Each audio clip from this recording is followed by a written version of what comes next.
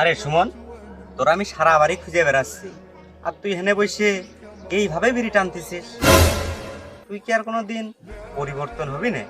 ভাই, বসে বসে বিড়ি খাচ্ছি। কি হয়েছে, কিছু করবেন নাকি? সারাদিন আম্মা বসে বসে বিড়ি খালে কি চলবে রে সুমন? সামনে রোজা, নিজেদের তো একটু পরিবর্তন করতে হবে।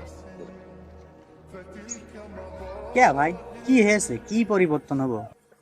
শোন ভাই, তোর যে কথাটা বলার জন্য আমি খুঁজতেছিলাম। বলেন শুনি। সামনে রোজা, তাই আমি চাচ্ছি যে যেহেতু তুই আমার সাথে সব সময় থাকিস, আয় নিজেদেরকে একটু পরিবর্তন করি। এই রোজার পুরো মাসটা আমরা আল্লাহর পথে বিলিয়ে দিই। ভাই, রোজা যে থাক, রোজা থাকলে তো বিড়ি বিড়ি খাতে পারবো না ভাই। ওর পাগল, এটা তুই কোনো কথা বলি? বিড়ি তো আমরা সারা বছর খাইয়েই আসতেছি, এই একটা মাস বিড়ি না খেলে আমাদের কি হবে? দেখ ভাই, দুনিয়াটা ক্ষণিকের, আজ আছি কাল নাই।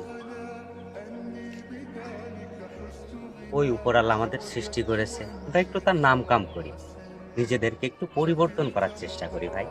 আয় এই সব চিন্তা ভাবনা ভিতর থেকে বাদ দে।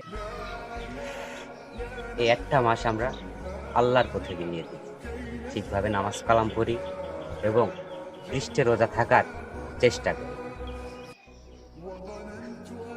একটা জিনিস ভাব ভাই, আমরা জন্মের আগে কোথায় ছিলাম, আবার কোথায় এলাম, আবার মৃত্যুর পরে আমরা কোথায় যাব? তুই কি সেটা জানিস? না আমি জানি। আমরা জন্মের পরে আমরা পৃথিবীতে আইছি, কিন্তু আমাদের পাঠিয়েছেন কে? ওই আল্লাহ, তার ইবাদত করার জন্য, তার নাম কাম করার জন্য। আমরা তো অনেকগুলো মাস এভাবেই কাটিয়ে দিই, এই একটা মাস না হয় আমরা নিজেকে পরিবর্তন করি, এই আল্লাহর পথে বিলিয়ে দিই। আল্লাহ না করুক, এই রোজার ওসিলাই আল্লাহ পাক তো আমাদেরকে পরিবর্তনও করে দিতে পারে। মানুষ মাত্রই পরিবর্তনশীল, মানুষ অবশ্যই পরিবর্তন হবে, এটাই স্বাভাবিক। ভাই, আমার কথাটা রাখ, তুই আমার সাথে থাকিস সব সময়। আমি চাই তোর ভালো কিছু হোক।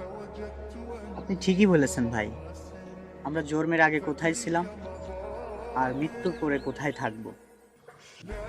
আসলে আমি ভেবে দেখলাম এই পৃথিবীটা কিছুই না, শুধুমাত্র মিথ্যা মায়ার জাল।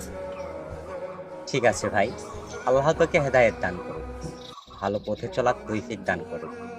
আমার দোয়া রইল সব সময় তোর সাথে। আর নিজেও একটু চেষ্টা করিস নিজেকে পরিবর্তন করার। ভালো থাক।